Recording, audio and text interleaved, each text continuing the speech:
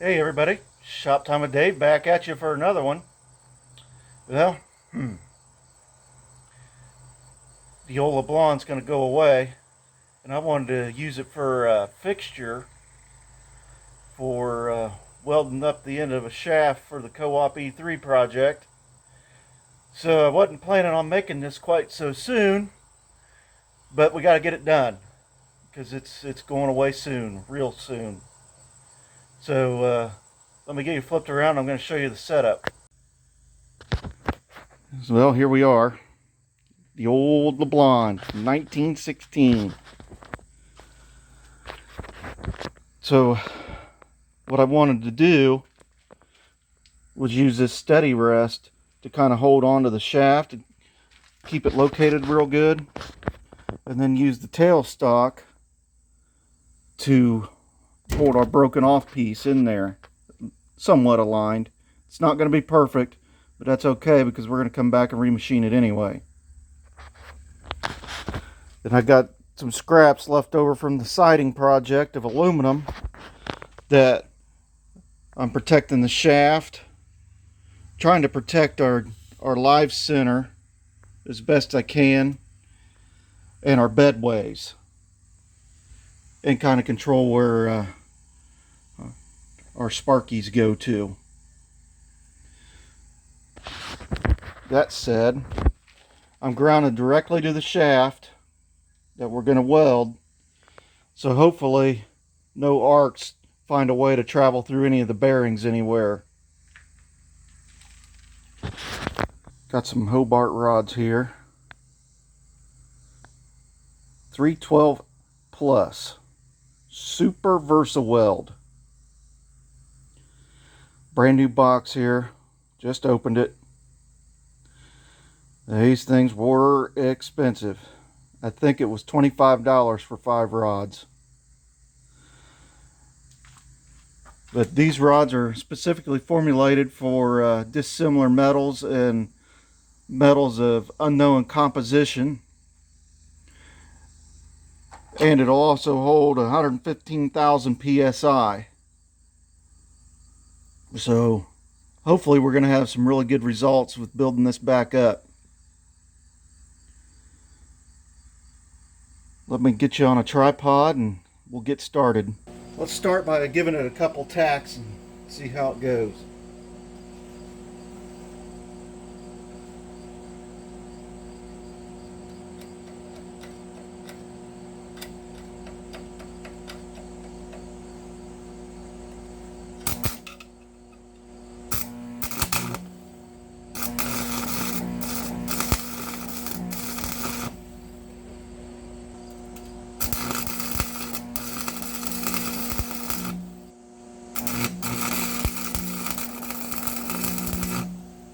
See if we can chip that slag away.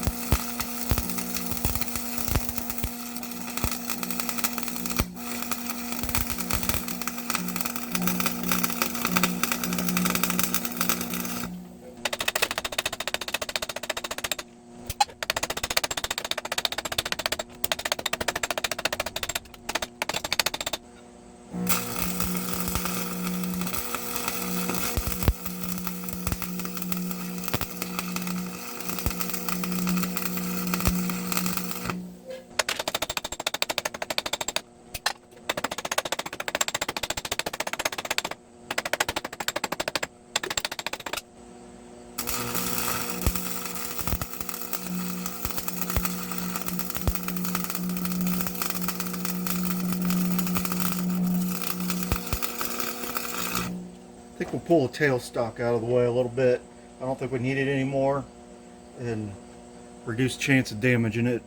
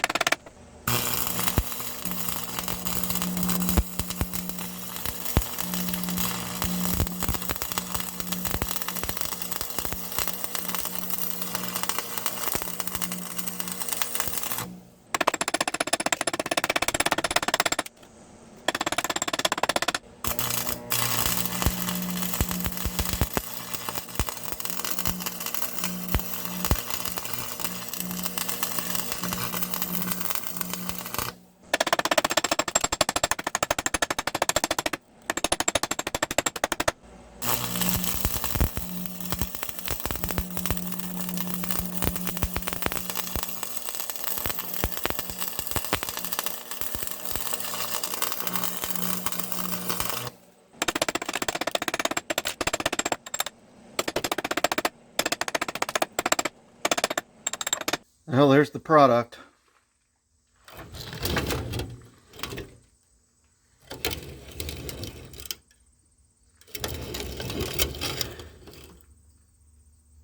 Well, it's a lot like me. Not very pretty and pretty fat. But hopefully we got some good penetration in there, plenty of heat, and we'll machine it down and it's going to work just fine. And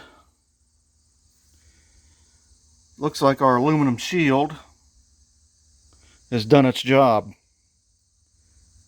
Kept most of the stuff off the ways, protected the lathe as best we could. And snap! Just like that, there's a new lathe in here.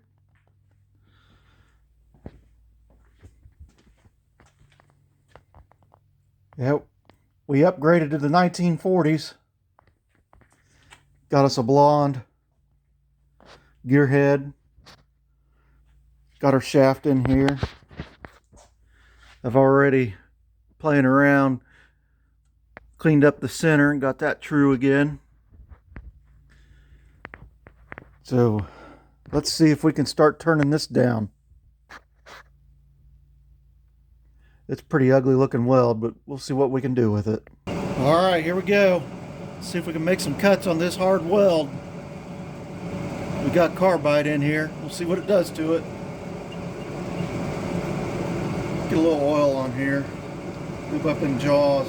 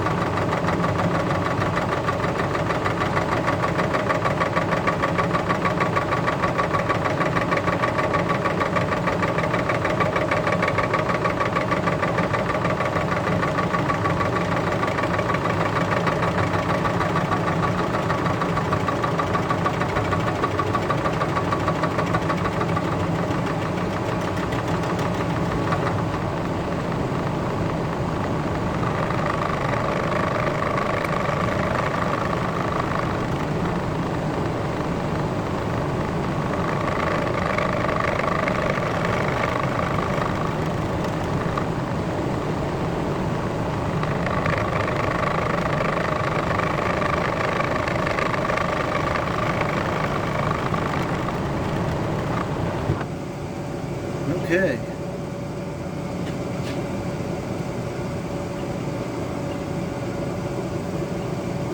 Well, we're starting to get some roundness to it.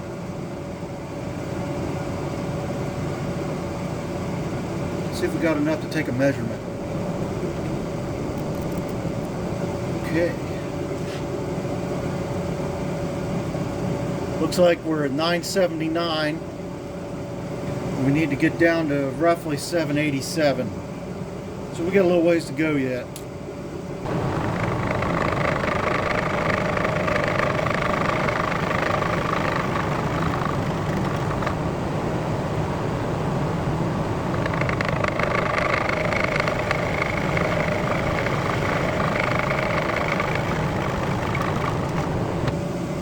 Got it down to about 926. I'll keep a little away at this and bring it back when there's something new to see. Hopefully it's our last pass.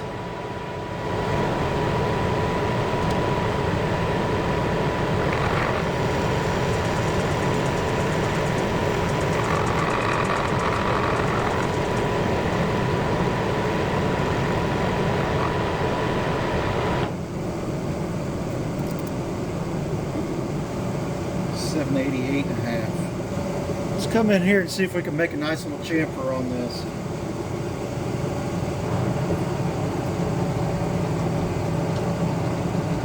Or at least clean it up a little bit.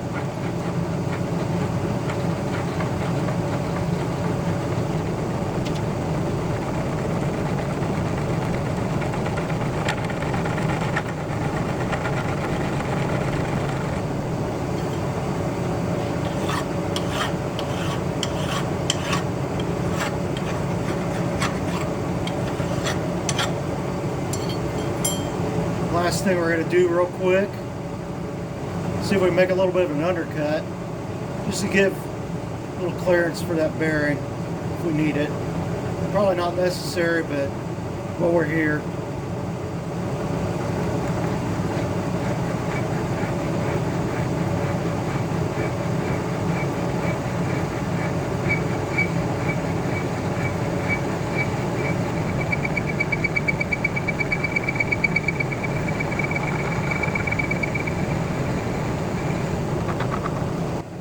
with the file, make sure there's not a burr on there.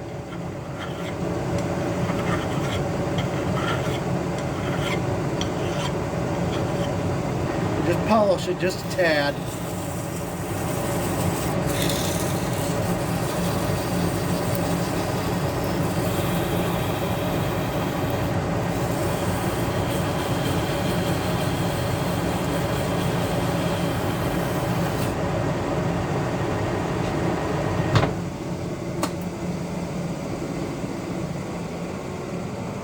Yeah, it's a little ugly right here on the end.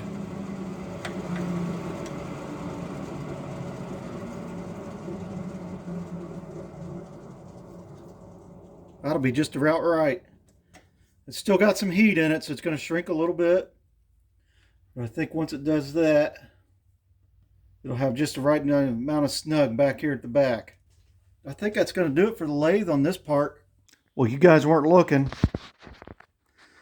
I got a little bit stripped down and primered.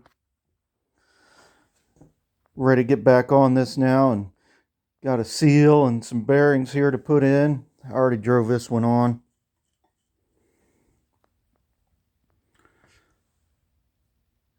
There's our repair. Don't look that bad. A lot of people could do a lot better than me, but hey, we're doing what we can do.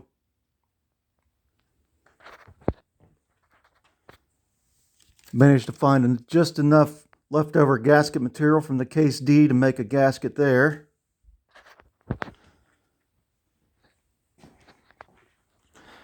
But I think it's time to do some reassembly.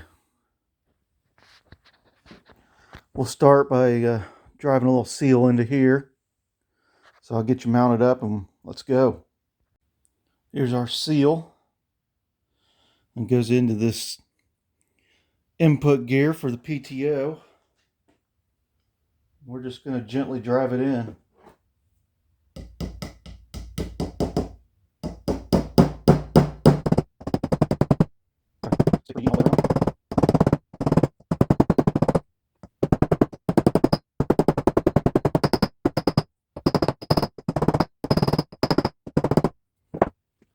And we're sticking up just a little bit right here.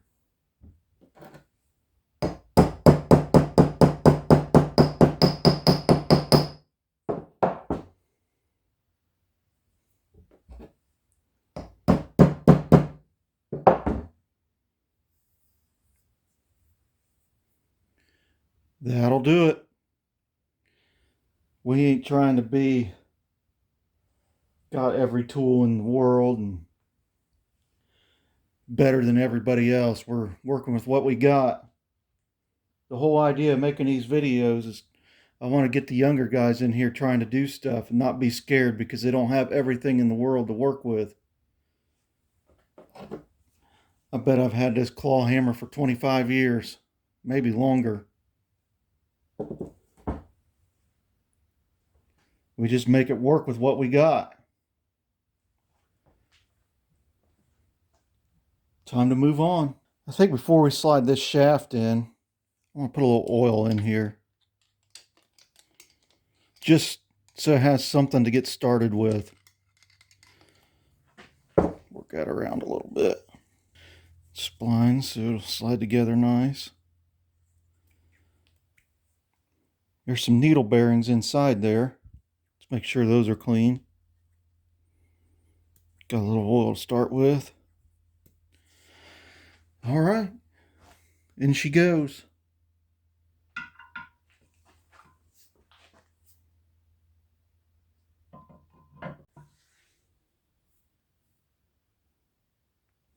Go through that seal. Got our bearings started.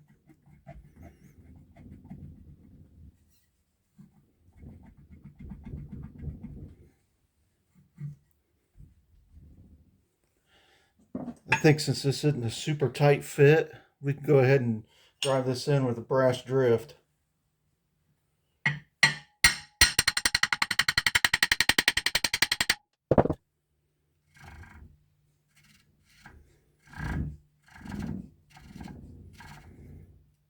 Now we got a retainer that goes in here. Get that started. Some little bolts.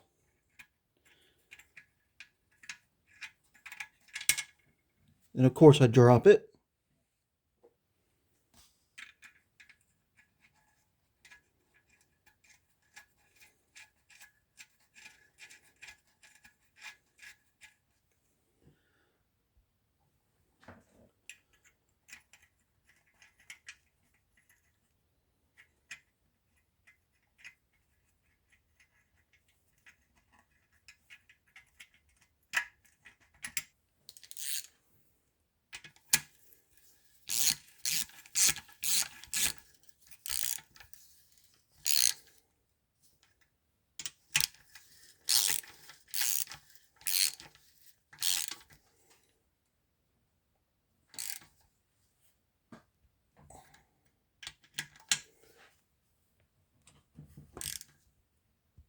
Let's run some safety wire into it.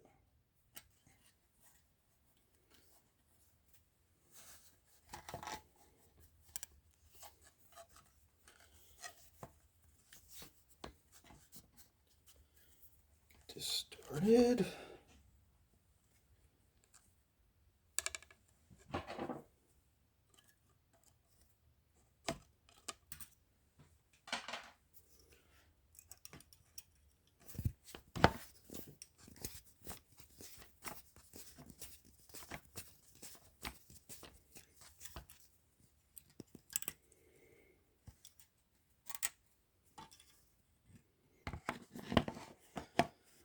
Well, the light moved, but you get the idea. Next, we got this little snap ring guy to go in. It's got to go onto this shaft and into that groove.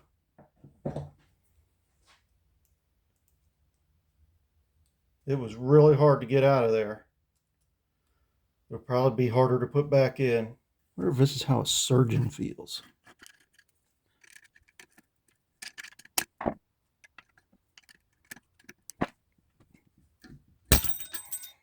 Almost. Try number B.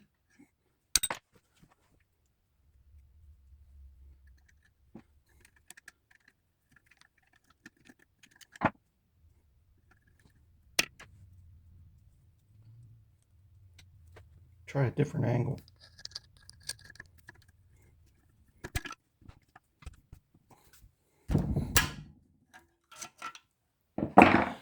All right, we got it started.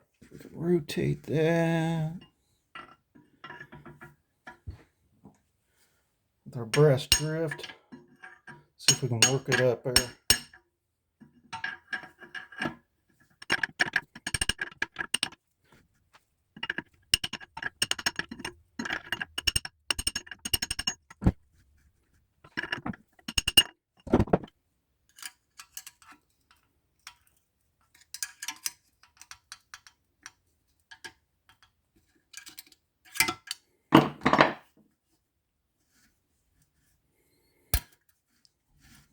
And it's in. All right. That was a challenge. Now we got to put a gear onto this spline shaft. So let's go ahead and put just a little oil on this.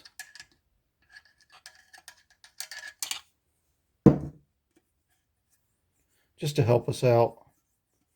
Hopefully it'll make it a little easier. And now we're in for another challenge. Just got to bring the gear in, line it up with the shift fork, which is under spring pressure. Then we got to line it up with the splines on the shaft and get it all to pop together.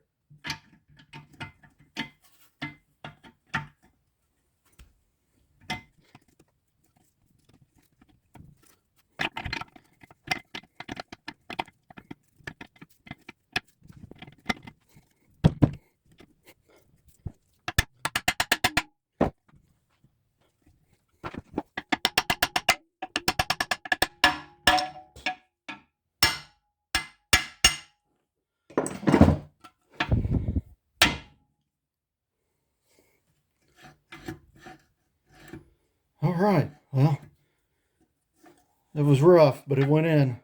As you see, we're kind of out of gear here with it.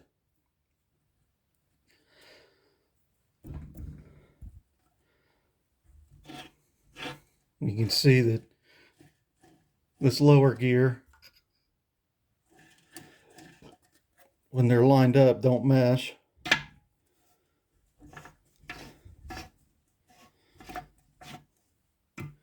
And then we bring it in and it meshes. And you can also see our snap ring there acts as a stop.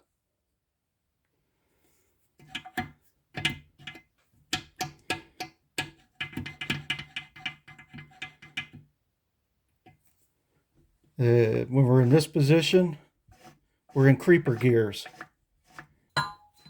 This gear needs to go in next.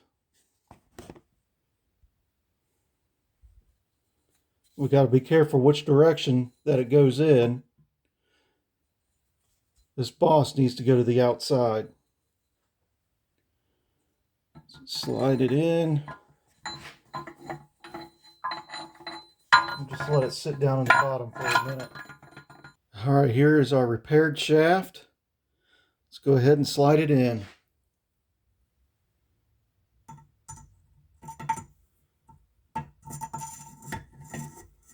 Hold the gear up in place. Our shaft is in. Line it up with the teeth, with the splines. And bearing started, so take our brass drift.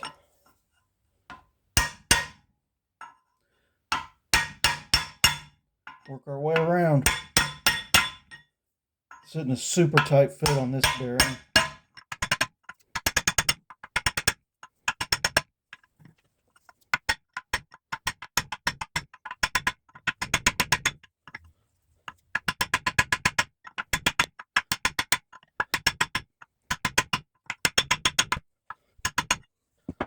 Now we got this little guy. He's going to sit right in here. And his job is to hold some oil into those little ball bearings. And he's in there. That little guy's counterpart is right here. And you see he's got a little notch.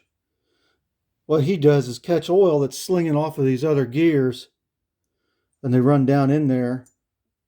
Get in there and lubricate those ball bearings. Another bearing to put in. Let's put a little oil in the guy. If you remember, when we started this, that was the bearing we took out. Nice.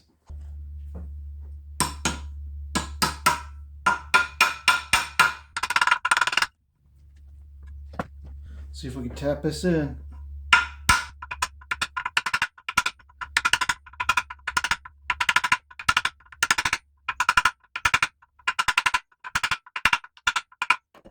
That spins nice, guys.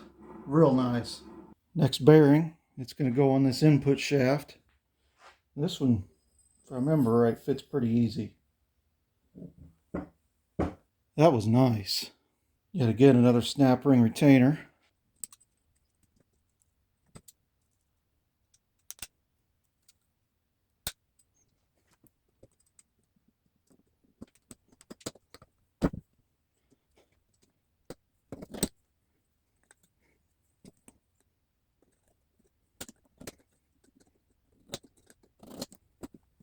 There it is. Oh, it spins nice. Don't forget that got our new seal in there. Let's just go ahead, put a little oil on it.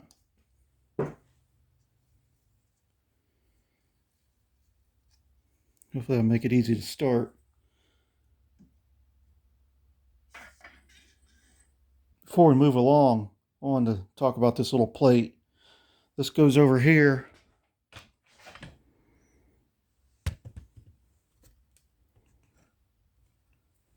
This is our shift lever for the high or low or the creepers. And you can see C for creeper and D for direct. We're not going to install that permanently yet, but I am going to put it on here so we don't lose it. Throw a little spot of oil in there before I forget.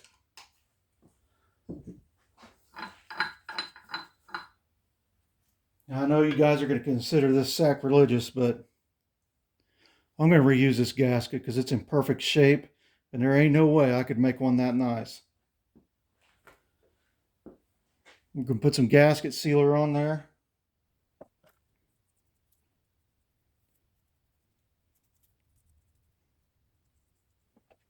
And set it in place.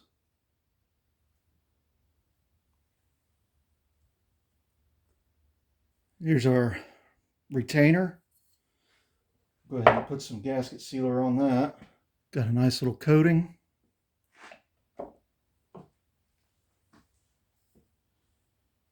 There's a seal in here that I've already oiled.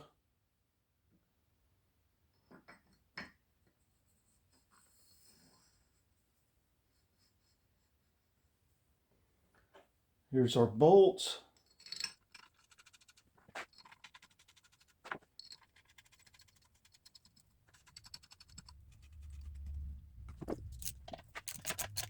We'll just snug it down.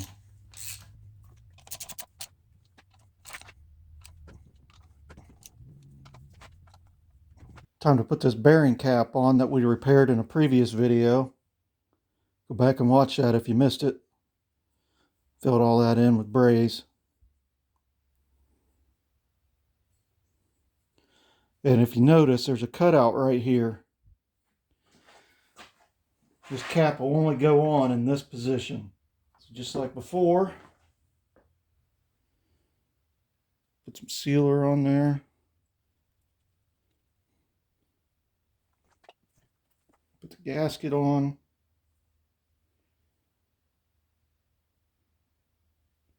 Of course, the gasket only goes on one way. And then a little more sealer.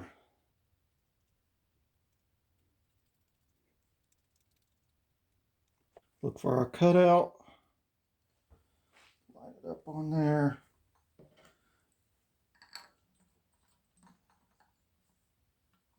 I went ahead and grabbed us some new bolts because I don't remember what I did with the old ones now.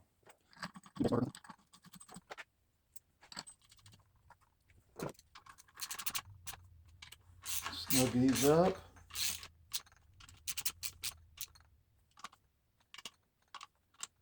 Well, since we've gone that far, might as well go that far.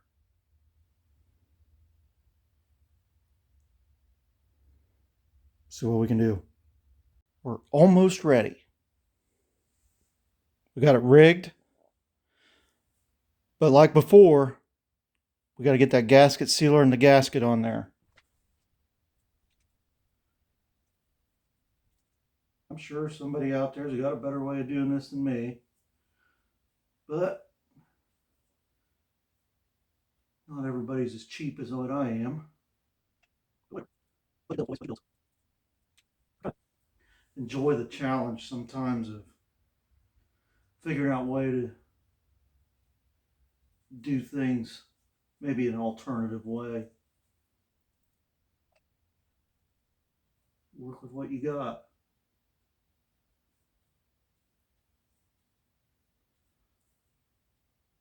When I started out, I had a cordless drill, a hammer, and I had to borrow an angle grinder. And that was all I had. Over time you get better, you expand, you're able to get a little more stuff.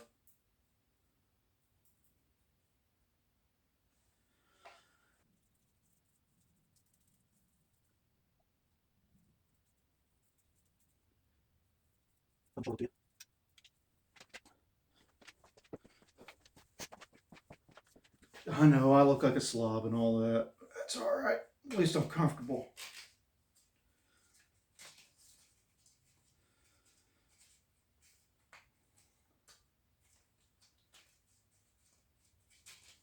Got to be able to move and flex around.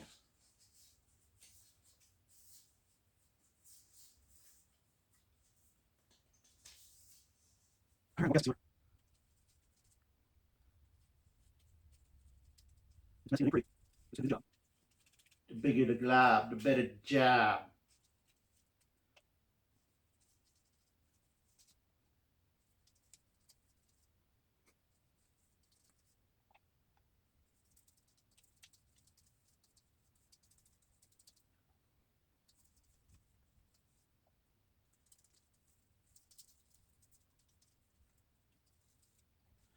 All right, that should make it seal. Begin the lift.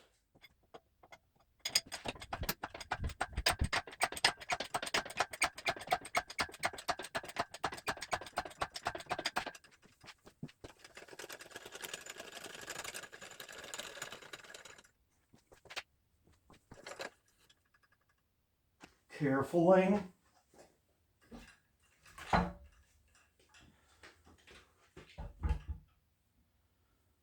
Carefully.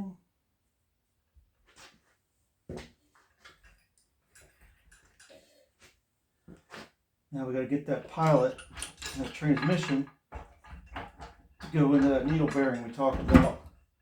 And there it went. Look right in here. We got some studs sticking out. Got some washers and nuts.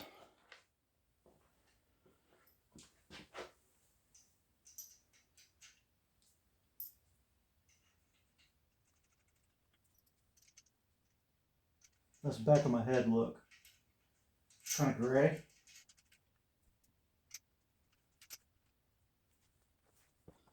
See if I can get the ones on the other side real quick.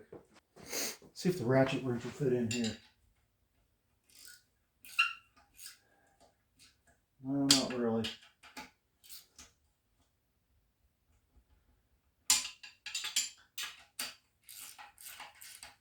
That fits the bottom one.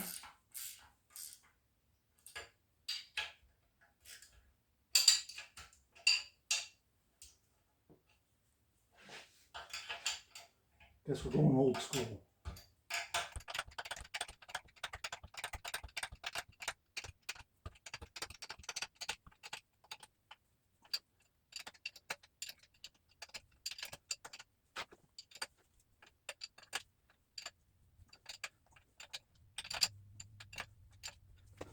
There's three.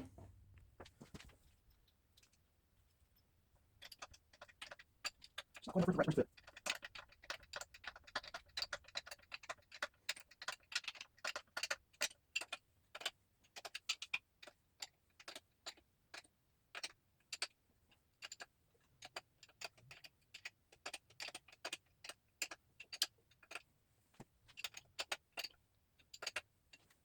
Well, that's the first 6.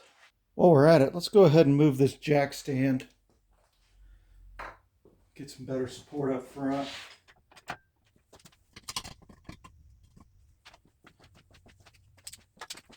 All right, I think we can move the hoist out of the way. A couple more to go. Got to get one in here and down in here.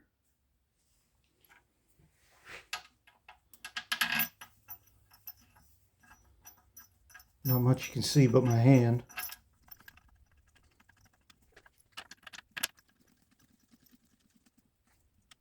See if I can get to it with this wrench.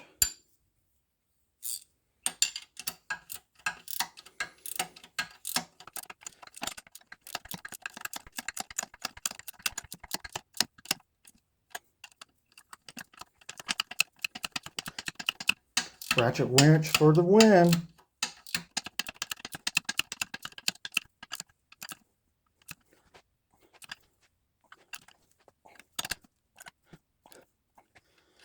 All right, those were new grade 8 bolts if you wondered.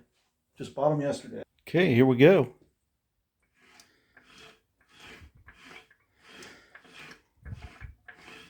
You can see our input shaft running over here at the left. That bevel gear runs the belt pulley. We're in direct right now. I got some kerosene down the bottom there, cleaning it out.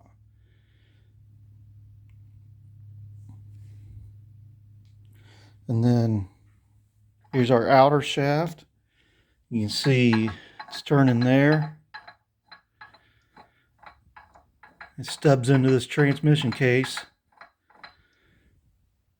And it'll go into that big long shaft there. Yet another part of this project that's got to get taken care of. We're being photobombed by Mr. Cleatrack while we're at it. All right. That was a pretty successful episode. We got a lot of things taken care of. But I think we're going to wrap it here, because now I got to figure out how we're going to clean out that transmission case, and I'm sure it's not going to be interesting. It's just going to be washing it out, and then it'll be back to more reassembly probably. Well, thanks for coming along, and come back for more Shop Time with Dave. Thanks for watching.